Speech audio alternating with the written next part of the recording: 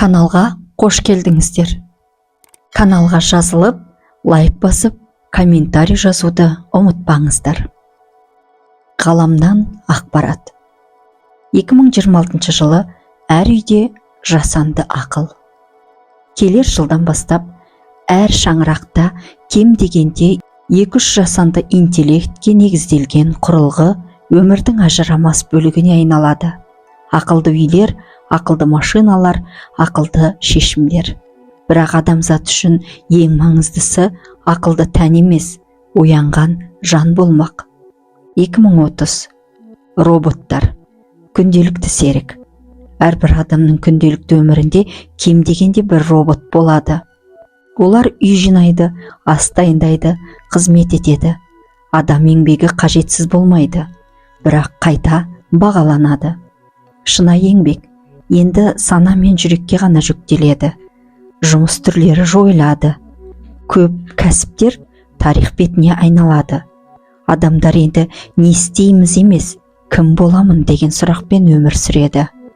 Жұмыс күші азаяды, бірақ рухани ізденіс көбейеді.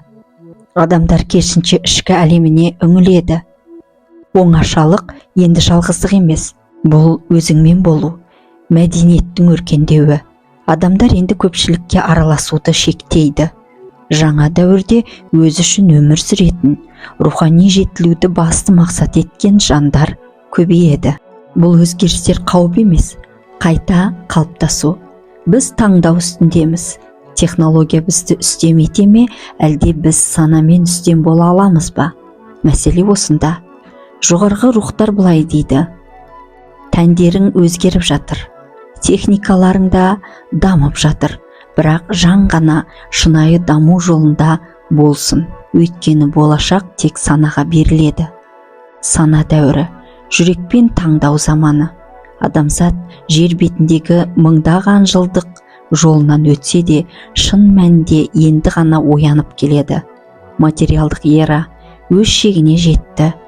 Көрініс үстемдігінің орнына мағына іздеу келді.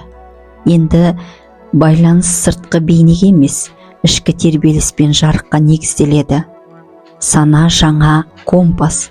Бұрын біз күйеу таңдағанда қамқор бола ма, табыс таба ма? Әйел таңдағанда сұлу ма, инабатты ма? Дос таңдағанда пайдасы тие ме деп ойлайтынбыз. Енді бұл сұрақтар өзгереді. Себебі жаңа дәуірде адамдар санамен көріп, жүрекпен таңдайтын болады. Ол менімен бір тербелісте ме? Ол менің ішкі болмысыма үндесе ме? Ол менің рухани кеңістігіме тыныштық әкеле ме? Біз бір-бірімізді өсуімізге себептіміз бе? Кедергі емеспіз бе? Әр адам бір тербеліс өрісі. Әр рух белгілі бір жиілікте дірілдеп тұрады. Кездейсоқ кездесу жоқ. Барлығы тербелістік сәйкестік арқылы тартылады. Бұрын қарым-қатынас қоғамдық рөлдер мен әдетке, кармаға негізделсе, енді ол сана келісімімен ғана өмір сүреді. Күйеу мен әйел рухтардың серіктестігі.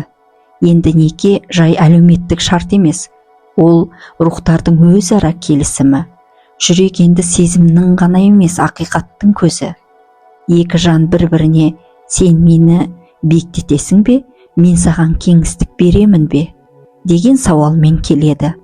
Бұрын отбасы құру борыш еді, енді ол рухани келісім. Достықта терең үндестік. Жаңа заманда достықта өзгереді.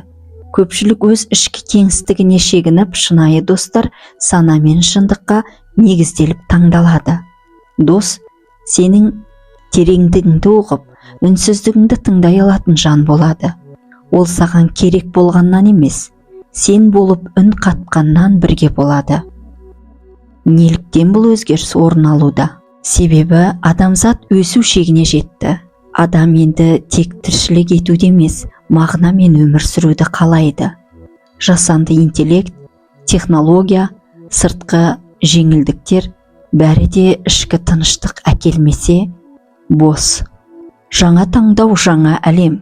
Енді қарым-қатынастар тек сыртқы сұлулықпен емес, тек ақылмен, табыспен емес, ішкі сәйкестікпен, сана үндестігімен, жүрек шындығымен таңдалады. Бұл оңай дәуір емес, бірақ бұл ояу рухтар дәуірі. Көлеңке серіктестік емес, жарығыңды қостаған жанды тыңда. Сен шексіз тербелістің бөлшегісің. Сені тыңдайтын, тербелісті түсінетін адам сенің нағыз жолдасың.